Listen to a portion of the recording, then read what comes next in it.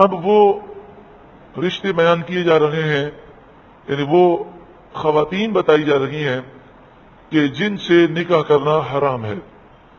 ان میں 7 تو وہ خواتین ہیں کہ جن کا تعلق نسب سے ہے، جن کا تعلق انسان کے نسب سے ہے۔ اس میں ایک تو ماں ہے، اور ماں کے اوپر جو مائیں ہیں یعنی دادی، نانی، ماں، یہ تینوں ماں کے حکم میں ہیں، ان سے نکاح کبھی نہیں ہو سکتا، چاہے وہ سوتیلی ہو چاہے سگی ہو۔ پھر بیٹیاں، تو بیٹی سے نکاح نہیں ہو سکتا۔ اسی طرح بیٹی کے نیچے پوتی اور نواسی ہے، تو پوتی اور نواسی سے بھی نکاح نہیں ہو سکتا۔ اب چاہے بیٹی حلال کی ہو یا حرام کی ہو، یعنی کسی نے کسی عورت سے زنا کیا اور اس سے جو بیٹی پیدا ہوئی وہ بھی زانی پر حرام ہوگی۔ بہن چاہے وہ سگی ہو چاہے سوتیلی، اس سے نکاح حرام ہے۔ پھوپھی چاہے وہ سوتیلی ہو چاہے سگی۔ سوتیلی سے مراد کیا ہے؟ جیسے والد کی بہن کو کیا کہتے ہیں؟ پھوپھی کہتے ہیں۔ باپ کی بہن کو کیا کہتے ہیں؟ پھوپھی کہتے ہیں۔ اب اگر باپ کی وہ سگی بہن ہے تب بھی پھوپھی ہے، اور باپ کی ماں کی طرف سے بہن ہے یا وہ باپ کی طرف سے بہن ہے، یعنی وہ باپ کی سوتیلی بہن ہے تب بھی ہماری سوتیلی پھوپھی ہوئی، تو ان تمام پھوپھیوں سے نکاح حرام ہے۔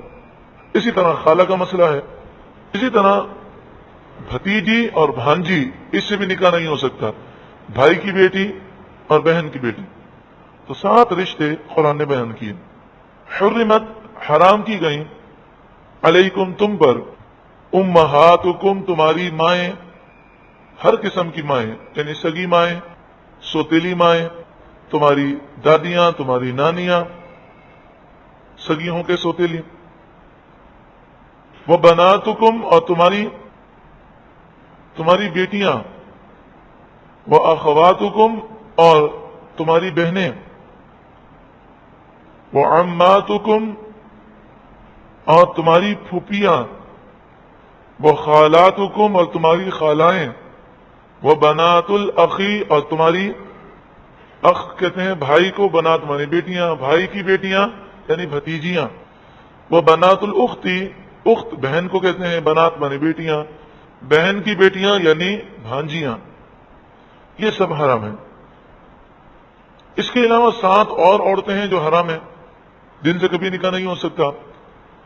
ان کا رشتہ نسب سے نہیں بلکہ رضاعت سے ہے، دودھ سے ہے، یعنی وہ عورت جو بظاہر بچے کی غیر ہے، ماں نہیں ہے، لیکن وہ بچے کو 2.5 سال کے اندر اگر دودھ پلا دیتی ہے تو وہ اس کی ماں بن گئی، رضائی ماں،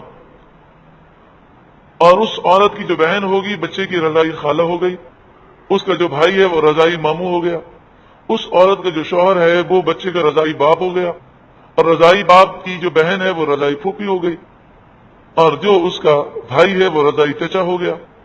اسی طرح جس عورت نے دودھ پلایا اس کے جتنے بچے ہیں وہ تمام کے تمام بچے وہ اس دودھ پینے والے بچے کے بھائی بہن بن گئے، تو یہ رضائی بھائی بہن ہو گئے۔ اب رضائی بھائی کی جو بچی ہوگی وہ اس کی رضائی بھتیجی ہو گئی، اور رضائی بہن کی جو بچی ہوگی وہ رضائی بھانجی ہوگی۔ حدیث پاک میں ہے یحرم من الرضاع ما یحرم من النسب، جو رشتے نسب کی وجہ سے حرام ہوتے ہیں وہ دودھ کی وجہ سے بھی حرام ہو جاتے ہیں۔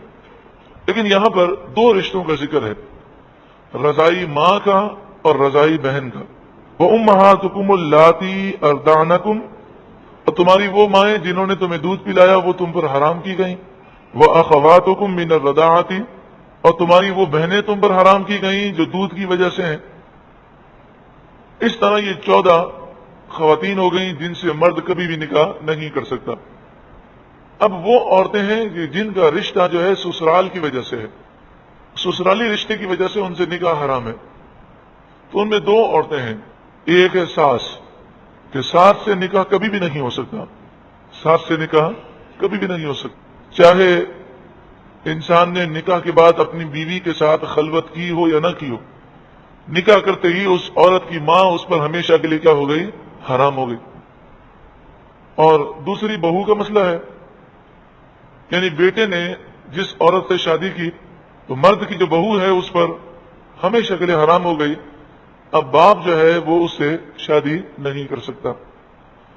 اور تیسرا رشتہ یہ ہے کہ بالفرض کسی نے کسی ایسی عورت سے شادی کی کہ جو پہلے شادی شدہ تھی، پھر اس کے شوہر نے طلاق دے دی یا اس کے شوہر کا انتقال ہو گیا، اور اسے پہلے شوہر سے اس کے یہاں بیٹی تھی، تو جب دوسرے مرد نے اس سے شادی کی تو اس عورت کی ایک بیٹی ہے یا ایک سے زائد بیٹیاں ہیں جو پہلے شوہر سے ہیں.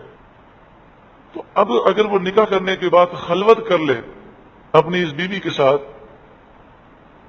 تو اس عورت کی بیٹیاں اس پر حرام ہو جائیں گی.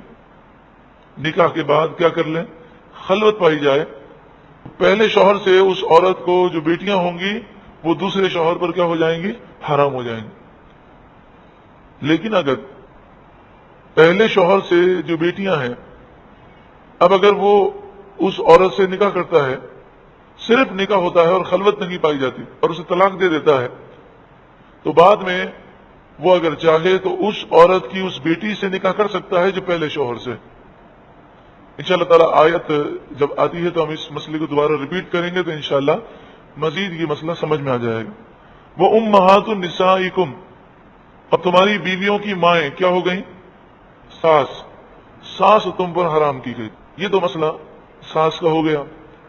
اس میں صرف نکاح کرنے سے ساس حرام ہو جائے گی، چاہے بیوی کے ساتھ خلوت پائی جائے یا نہ پائی جائے. وَرَبَائِبُكُمُ اللَّاتِي فِي حُجُورِكُم مِّن نِّسَائِكُمُ اللَّاتِي، وَرَبَائِبُكُم، ربائب ان بیٹیوں کو کہتے ہیں کہ جو پہلے شوہر سے ہوں، اپنی بیوی کی وہ بیٹیاں کہ جو اس کے یہاں پہلے شوہر سے ہوں. اللَّاتِي فِي حُجُورِكُم مِّن نِّسَائِكُم، وہ بیٹیاں کہ جو تمہاری نگرانی میں ہیں. فی حجورکم، یہ جو قید ہے یہ اتفاقی قید ہے. عام طور پر عرب میں ایسا ہی ہوتا تھا کہ جب وہ کسی عورت سے نکاح کرتے تو اس کی بیٹیوں کو بھی اپنے گھر میں لے آتے. تو اب چاہے اس کی بیٹی گھر میں ہو یا نہ ہو، اپنی بیوی کی بیٹیاں اس پر حرام ہو جائیں گی، چاہے وہ یہاں ہو یا چاہے وہ کہیں بھی ہوں. مگر کب؟ اللاتی دخلتم بہن، وہ عورتیں کہ جن سے تم نے صحبت کی ہو، اپنی بیوی سے صحبت کر لی تو اس کی بیٹیاں تم پر حرام ہو گئیں. فَإِن لَّمْ تَكُونُوا دَخَلْتُمْ بِهِنَّ، پھر اگر تم نے ان سے صحبت نہ کی، اور فقہاء احناف کے نزدیک خلوت بھی صحبت کے معنی میں ہے. فقہاء احناف کے نزدیک خلوت بھی کیا ہے؟ صحبت کے معنی میں. فَلَا جُنَاحَ عَلَيْكُمْ، تو تم پر کوئی حرج نہیں. یعنی صرف نکاح ہوا اور طلاق دے دی اور خلوت نہ پائی گئی، صحبت بھی نہ ہوئی، تو اس صورت میں وہ اس عورت کی ان بیٹیوں سے شادی کر سکتا ہے، ان بیٹیوں میں سے کسی بیٹی سے شادی کر سکتا ہے جو پہلے شوہر سے ہوں. وَحَلَائِلُ أَبْنَائِكُمْ، حلائل بیویاں، ابنائکم تمہارے بیٹے، اور تمہارے بیٹوں کی بیویاں وہ کیا ہو گئی؟ بہو. تو بہو تم پر حرام کی گئی. الذین من اصلابکم، وہ بہو ان بیٹوں کی بیویاں جو بیٹے تمہاری پیٹھ سے ہیں. من اصلابکم تمہاری پیٹھ سے ہیں، یعنی تمہاری نسل سے ہیں، تمہارے نسب سے ہیں، جو تمہارے سگے بیٹے ہیں ان کی بیویاں تم پر حرام ہیں. اور جو منہ بولے بیٹے ہیں، جیسے عرب کے لوگ کسی کو بھی بیٹا بنا لیتے تھے، تو منہ بولے بیٹے کی بیوی تم پر حرام نہیں ہے. ہاں جو رضائی بیٹا ہو، دودھ کی وجہ سے بیٹا بن گیا، اس کی بیوی بھی بہو ہے، کیونکہ ہم حدیث سن چکے یحرم من الرضاع ما یحرم من النسب، جو رشتے نسب سے حرام ہوتے ہیں وہ رشتے دودھ سے بھی حرام ہو جاتے ہیں. تو جو دودھ شریک بیٹا ہے اس کی بیوی رضائی باپ پر حرام ہے. یہ تو وہ رشتے تھے کہ ہمیشہ کے لیے ان سے نکاح حرام ہے. اب ایک وہ رشتہ بتایا جا رہا ہے ہمیشہ کے لیے تو نکاح حرام نہیں، وقتی طور پر حرام ہے. وَأَن تَجْمَعُوا بَيْنَ الْأُخْتَيْنِ، اور حرام کیا گیا تم پر تمہارا جمع کرنا دو بہنوں کو ایک ہی نکاح میں، ایک ساتھ دو بہنوں کو اپنی بیوی بنا لینا یہ حرام ہے. اسی طرح یہ مسئلہ یاد رکھیں کہ دو عورتیں کہ جو آپس میں پھوپھی اور بھتیجی ہوں یا آپس میں وہ خالہ اور بھانجی ہوں، تو حدیث پاک کے مطابق ان کے ساتھ بھی ایک ساتھ نکاح کرنا یہ حرام ہے. تو اس طرح 6 عورتیں ہو گئیں دو بہنیں ان کا ایک ساتھ ایک ہی مرد کے نکاح میں ایک ہی وقت میں جمع ہونا یہ منع ہے. پھوپھی اور بھتیجی، خالہ اور بھانجی، یعنی دو عورتیں آپس میں ان کا رشتہ ہو، ایک جو ہے پھوپھی ہے تو دوسری اس کی بھتیجی ہے، ایک جو ہے خالہ ہے تو دوسری اس کی بھانجی ہے، تو ان کا ایک ساتھ نکاح میں جمع کرنا منع ہے. ہاں یہ ہو سکتا ہے ایک عورت سے اس نے نکاح کیا، پھر اسے طلاق دے دی، اس کی عدت ختم ہو گئی، تو اس کی بہن سے شادی کر لی، یا اس کی پھوپھی سے شادی کر لی، یا اس کی بھتیجی سے شادی کر لی، یا اس کی خالہ سے یا اس کی بھانجی سے، تو جائز ہے. یا بیوی کا انتقال ہو گیا تو اب انتقال کے بعد اس کی بہن سے شادی کی جا سکتی ہے. الا ما قد سلف، مگر جو کچھ اس سے پہلے ہو چکا وہ اللہ تعالیٰ نے تمہیں معاف فرمایا، اب آئندہ ایسا کام نہ کرنا. اور جب یہ آیت نازل ہوئی اور اگر کسی کے نکاح میں دو بہنیں ہیں تو ایک کو چھوڑ دینا اس پر لازم ہے. شرعی مسئلہ یاد رکھیں کہ اگر دو بہنوں سے کسی نے نکاح کیا، اس طرح نکاح کیا کہ پہلے ایک عورت سے نکاح کیا اور پھر دوسری عورت سے نکاح کیا، اور دونوں آپس میں بہن ہیں، ایک عورت سے نکاح کیا پھر اس کی بہن سے نکاح کیا، تو جس سے بعد میں نکاح کرے گا وہ نکاح ہوگا ہی نہیں، وہ نکاح ہوگا ہی نہیں. دوسری صورت یہ ہے کہ دونوں بہنوں سے ایک ساتھ نکاح کیا. کس طرح کہ دو بہنیں آمنے سامنے بیٹھی ہیں اور وہ گواہوں کے سامنے یہ کہتا ہے کہ میں نے تم دونوں سے نکاح کیا، اور وہ دونوں ایک ساتھ کہتے ہیں کہ ہم نے قبول کیا، تو اس صورت میں دونوں نکاح نہیں ہوں گے، اس صورت میں دونوں نکاح نہیں ہوں گے.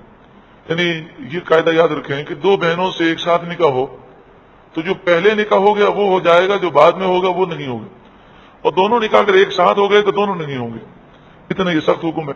اور چونکہ یہ حرمت دائمی نہیں ہے، وقتی ہے کہ بیوی کے انتقال کے بعد وہ اس کی بہن سے شادی کر سکتا ہے، لہذا سالی سے بھی پردہ ہے، سالی سے بھی بے پردگی جائز نہیں. پردہ صرف ان خواتین سے نہیں ہوتا کہ جن خواتین سے نکاح کرنا ہمیشہ کے لیے حرام ہے، جیسے ماں ہے، بیٹی ہے، بہن ہے، پھوپھی ہے، خالہ ہے، بھتیجی ہے، بھانجی ہے. یہ وہ خواتین ہیں کہ جن سے کبھی نکاح نہیں ہو سکتا، تو ان سے اگر پردہ نہ کیا جائے تو کوئی حرج نہیں.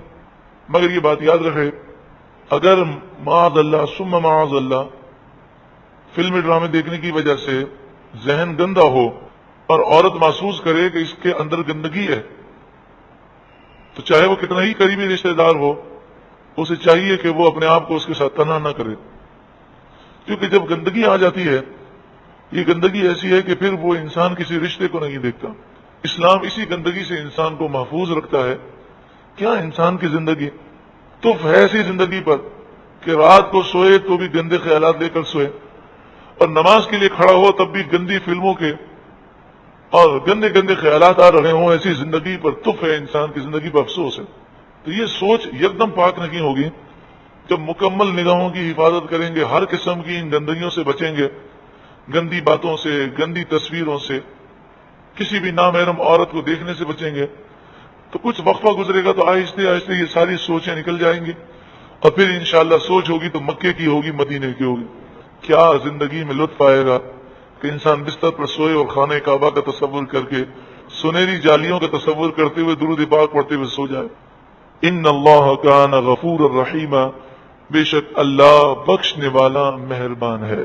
الحمدللہ چوتھا پارہ مکمل ہوا. مل کے پڑھیں الحمدللہ الحمدللہ الحمدللہ رب العالمین.